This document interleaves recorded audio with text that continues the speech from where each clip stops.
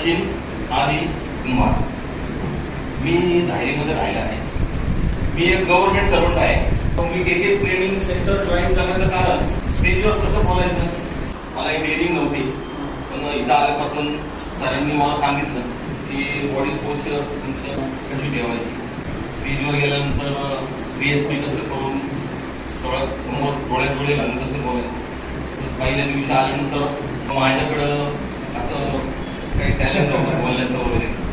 आल्यानंतर सरांनी माझा व्हिडिओ काढला आणि तो दाखवला की तुम्ही कसं उभं राहता, कसं बोलता.